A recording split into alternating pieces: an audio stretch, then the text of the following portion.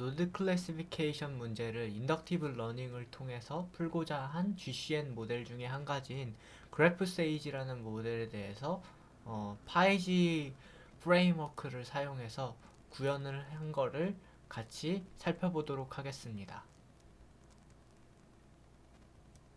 사전에 파이지 프레임워크에 대한 environment를 콘다 환경으로 만들어서 엑스포트 해놓고 노트북으로 그래프 스테이지 관련된 내용들을 노트북으로 기술해 놓았습니다. 그래서 하나씩 살펴볼 건데 제가 실험에서 사용할 데이터는 코라 데이터를 톨치 지오메트릭 즉 파이G 라이브러리를 사용해서 로드하고 이거를 토 이그젬플로 해서 설명을 드리겠습니다. 사전에 파이지 프레임워크에 대한 environment를 콘다 환경으로 만들어서 엑스포트 해놓고 노트북으로 그래프 스테이지 관련된 내용들을 노트북으로 기술해 놓았습니다.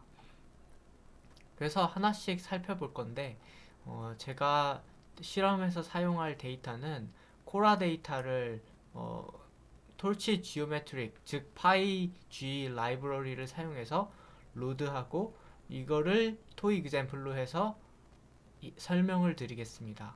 톨치 지오메트릭 라이브러리에서 세이지 컨브라는 컨볼루션 레이어를 임포트해서 그래프 스테이지 모델을 매우 쉽게 구현할 수가 있습니다.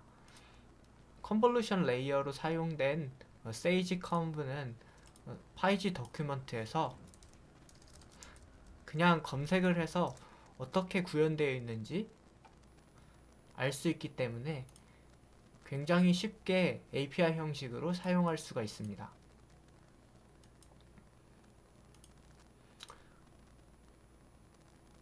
그래서 여기서 예제를 살펴보면 그래프 스테이지 모델을 세이지 컨브를 임포트해서 구현을 하고 풀 배치에 대해서 트레이닝과 테스트하는 예제를 만들어 보았습니다. 그래프 스테이지 모델을 이전에 샘플링해서 동작을 하는 것이라고 했는데 여기에서 좀 나이브하게 구현하기 위해서 풀 배치에 대해서 동작하도록 구현을 했습니다. 설명을 드리면 원래 그래프 스테이지는 이런 식으로 네이버를 샘플링해서 사용한다고 했는데 저는 좀 나이브하게 구현을 하기 위해서 그냥 풀 배치를 가져와서 사용하도록 구현했습니다. 이렇게 하면 샘플링 할 필요 없이 모델을 사용할 수가 있습니다. 그래서 모델을 만들고 그 다음에 주어진 데이터를 전체를 집어 넣어주면 그 전체 데이터에 대한 클래시피케이션을 예측하는 모델이 아웃풋하게 됩니다. 그래서 이제 트레이닝과 테스트하는 코드를 이곳에 일반화해서 구현을 해놓고 실행을 하면 트레이닝 하기 전에는 F1 스코어가 이렇게 안 나오다가 트레이닝 한 이후에는 F1 스코어가 증가한 것을 알 수가 있습니다. 이렇게 톨치 지오메트릭에서 그 컨볼루션 레이어를 임포트해서 사용할 수도 있지만 자기가 원하는 모양으로 메시지 패싱이라는 클래스를 상속해서 커스터마이징해서 구현을 할 수도 있습니다. 좀 일반화해서 표현을 하면은 그 그래프 뉴럴 네트워크는 다음과 같은 리커런스로 표현이 되게 되는데 현재 노드 i에 대한 피처를 중심으로 그 네이버들을 j라고 했을 때 그 현재 노드와 네이버 노드 j와 그 사이의 엣지 정보들을 바탕으로 어그리게이션을 하고 마지막으로 MLP 레이어를 거쳐서 현재 노드에 대한 임베딩을 다음과 같이 얻는 관계가 있습니다. 그래서 그래프 스테이지 모델에서 이 일반화된 수식의 표현을 대입을 하면은 메시지라는 함수를 통해서 파일이라는 거를 정의하게 되고 어그리게이트라는 함수를 통해서 다음과 같이 네이버들을 합치게 되고 마지막 업데이트로 최종적인 노드 i에 대한 임베딩을 구현할 수 있게 됩니다. 이게 phi-g에서 프레임워크화 시켜서 사용할 수 있도록 한 건데, 다음과 같이 세이지 컨볼루션을 그대로 구현한다고 치면 메시지 패싱이라는 클래스를 상속을 해서 다음과 같이 로컬 베리어블을 정의하고 forward propagation 하는데, propagation이라는 함수를 실행을 하면 그 안에서 메시지 어그리게이트 업데이트가 다음과 같은 일반화된 표현으로 propagation이 되게 됩니다. 그래서 제가 정의할 거는 메시지 어그리게이션 업데이트 이 세 가지 함수를 정의하면 되는데, 여기서는 메시지와 어그리게이트를 한 번에 할 수 있도록 이렇게 메시지 앤 어그리게이트를 사용했습니다. 이때 중요한 점이 메시지 앤 어그리게이션을 사용할 때는 그 엣지 인덱스가 스파르스 텐서로 변환을 해줘야 된다는 점입니다. 그래서 다음과 같이 구현을 하면은 결국에 실행했을 때 phi-g 프레임워크의 세이지 컨브를 임포트할 때와 동일한 결과를 얻을 수가 있습니다.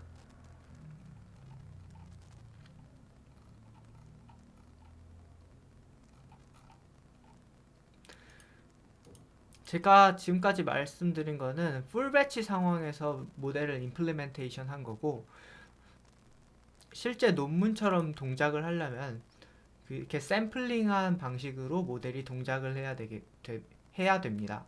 그래서 이때 필요한 게 샘플러라는 게 필요한데, 그 샘플러가 뭐냐면 데이터가 주어졌을 때 미니 배치 단위로 데이터를 뽑아내게 되는 클래스입니다.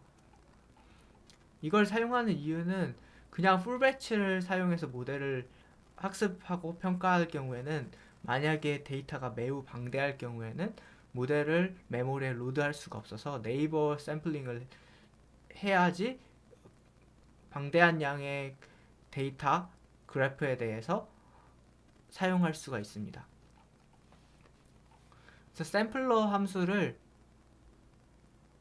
클래스를 한번 어떻게 사용하는지 알아보도록 할 건데, 그래프 세이지에 네이버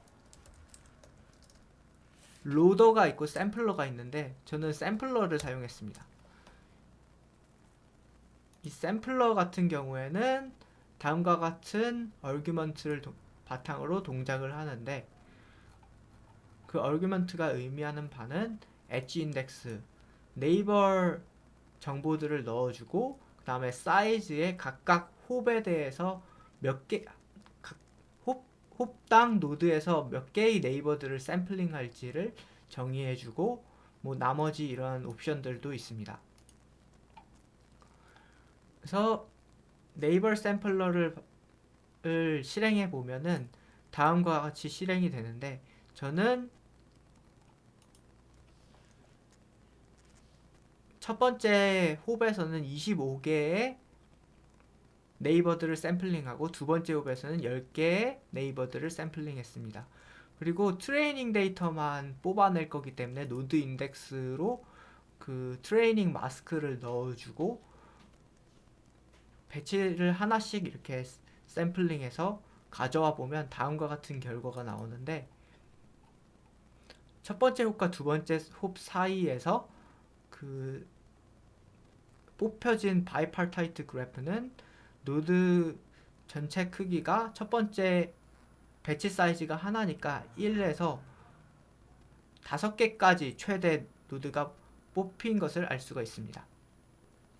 그리고 엣지가 뽑힌 거는 4개의 엣지가 뽑혔습니다. 다음에 첫 번째 홉과 두 번째 홉 레이어 2에서는 다음과 같은 정보들이 뽑힌 것을 알 수가 있습니다. 여기서 좀 헷갈릴 수가 있는 점이, 그 샘플링을 했을 때 그 enumerated 되는 그 바이파르타이트 정보가 그 중심 노드에서 바깥쪽으로 리스트가 구성된 게 아니라 그 반대로 구성됐기 때문에 리버스에서 그 안쪽 홉에서 바깥쪽 홉으로 정보를 출력해 보았습니다.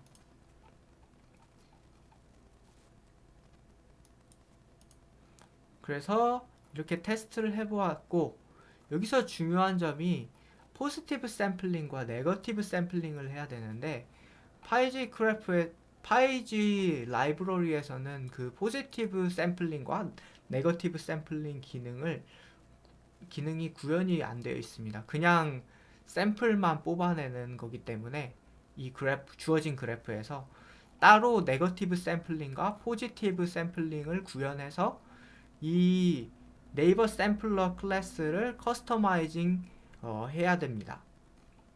그래서 어떻게 이거를 해야 되냐면, 그 네이버 샘플러 클래스에서 샘플 메서드를 오버라이딩 해주면 됩니다.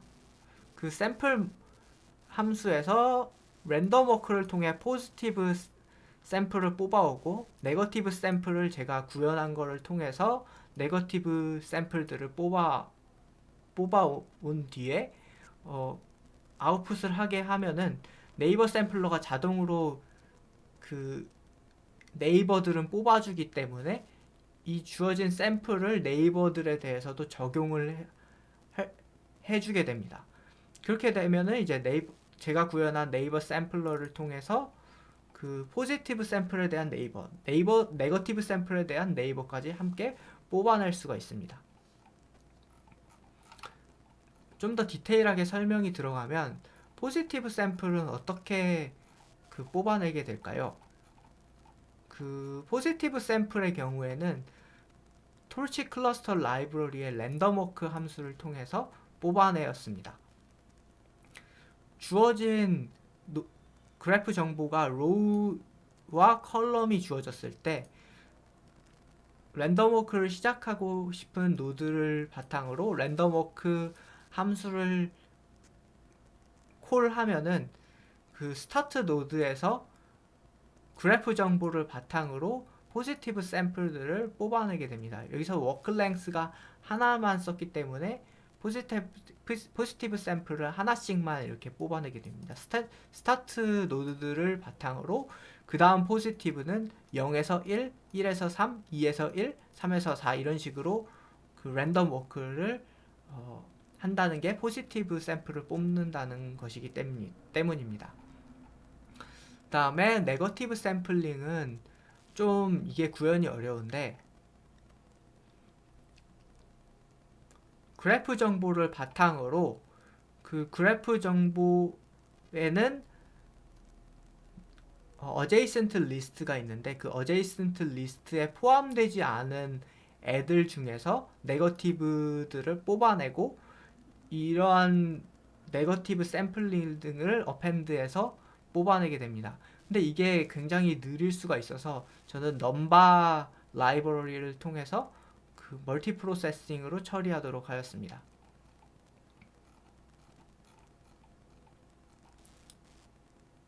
그래서 결국에 그 포지티브 샘플링과 네거티브 샘플링을 뽑아서 그 정보들을 어그리게이션해서 현재 노드에 대한 임베딩을 만든 다음에 그걸로 레이블을 예측한다든지 또는 언슈퍼바이스드 태스크를 한다고 치면은 포지티브 샘플링끼리의 시밀러리티와 네거티브 샘플링과 현재 노드 사이의 시밀러리티는 낮추는 그런 식으로 학습을 하게 됩니다. 로스를 좀 설명을 드리면, 슈퍼바이스드의 경우에는 현재 노드 U가 주어지면 그에 대한 레이블을 크로스 엔트로피를 통해 로스를 계산하게 되고, 그 언슈퍼바이스드 태스크의 경우에는 포지티브의 경우에 시밀러리티를 높이고 네거티브의 경우에는 시밀러리티를 낮추는 방식으로 학습을 하게 됩니다. 그래서 구현을 하게 되면 다음과 같이 구현이 됩니다.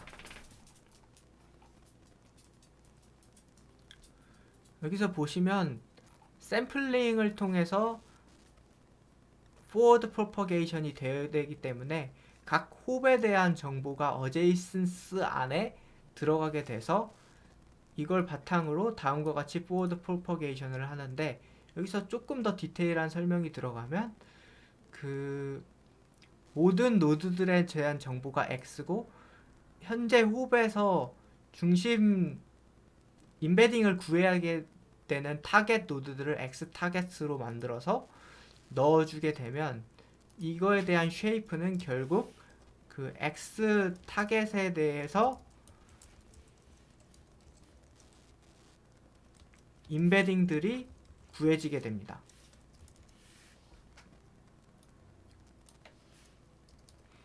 그래서 이거를 각각 레이에 대해서 반복을 하게 되면 모든 홉에 대한 정보가 어그리게이션 되게 됩니다. 이 full forward를 따로 만든 이유는 테스트 단계에서는 모든 어제이슨트 정보를 사용하기 위해서 이때는 모든 어제이슨트에 대해서 동작을 하도록 하였습니다. 이때 엣지 인덱스는 샘플링된 바이파르타이트 엣지 인덱스 정보가 아닌 전체 그 노드가 데이터 노드가 2708개라고 하면 2708 곱하기 2708짜리의 어마어마한 사이즈의 어제이슨트 정보가 들어가게 됩니다. 그래서 다음과 같이 제가 정의한 unsupervised graph 세이지 방법을 코드를 작성해서 돌려보았습니다. 테스트 단계에서도 마찬가지로 다음과 같이 정의하고 돌려보았습니다.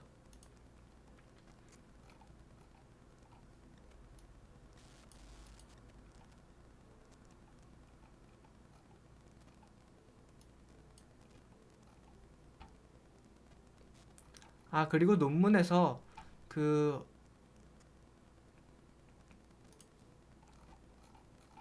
네거티브 샘플링을 더 사용을 많이 할수록 F1 스코어가 증가하는 경향을 보인다고 했는데, 그걸 테스트해 보기 위해서 네거티브 샘플을 더 증가시켜서 테스트를 해 보았습니다. 첫 번째로 이제 네거티브 샘플을 20개만 썼을 때는 0.73의 F 스코어를 보였지만 그 다음에 증가시켰을 때는 0.76을 보였습니다. F1 스코어가 네거티브 샘플링을 더 증가시킬수록 F1 스코어가 높아진다는 점을 알 수가 있는데, 대신에 트레이닝 타임은 더 오래 걸리게 됩니다.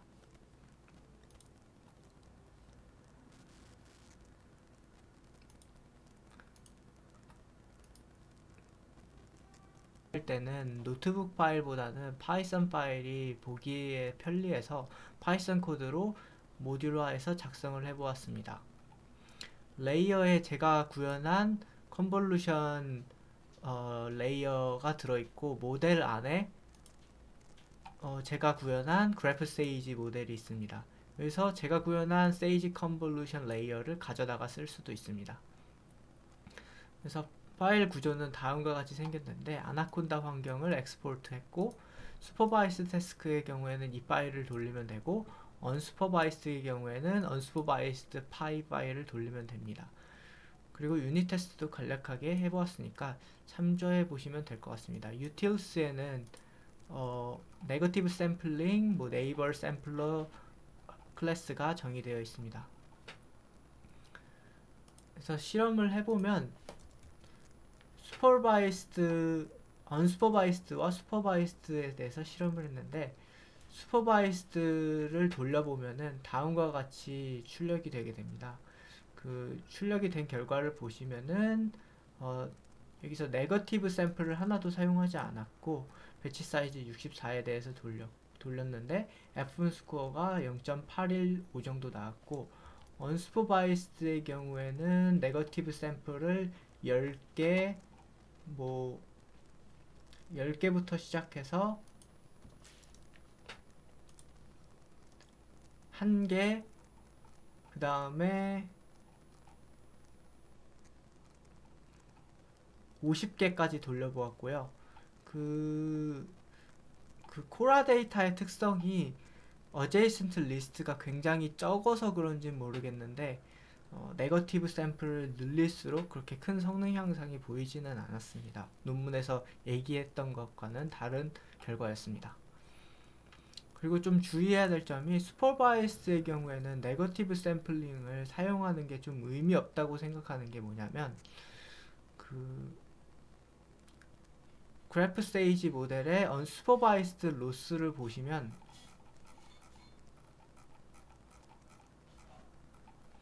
다음과 같이 림베딩에 해당되는 그 레이블 클래시피케이션을 예측을 하고 그걸 바탕으로 크로스 엔트로피를 구하게 되는데 네거티브 샘플에 대한 레이블은 트레이닝 데이터 안에 포함이 되어 있지 않으면 알 수가 없기 때문에 사용할 수가 없습니다. 그래서 만약 제가 생각하기에는 논문 코드에는 없지만 슈퍼바이스드와 언슈퍼바이스드를 둘 다 사용해서 세미 슈퍼바이스드로 레이블이 있는 경우에는 크로스 엔트로피로 슈퍼바이스드 그 로스를 구하고 레이블이 없는 경우에는 unsupervised loss를 추가해서 더해줌으로써 학습을 하면 이거보다는 좀 더 높은 성능이 나올 것이라고 생각합니다. 그리고 이 논문에서는 최대 성능을 적었었나 봐요. 그 논문 성능에는 보통 보면은 이게 그래프 스테이지에는 코라 데이터를 사용하지 않았고 다른 그 논문들에서 결과를 보였기 때문에 다른 논문 결과를 가져와 보았습니다. 그래프 스테이지에 대해서 코라가 F1 스코어가 0.82 정도 나온다고 했는데 제가 실험했던 거는 0.80 그 다음에 슈퍼바이스드 경우에는 0.815 정도 나왔습니다. 이 두 개를 합쳐서 세미 슈퍼바이스로 한다면 한 그 정도 나올 수 있을 것 같네요. 여기까지 제가 그 그래프 스테이지를 파이G 라이브러리를 통해서 구현해보고 리뷰를 해본 결과였습니다. 들어주셔서 감사합니다.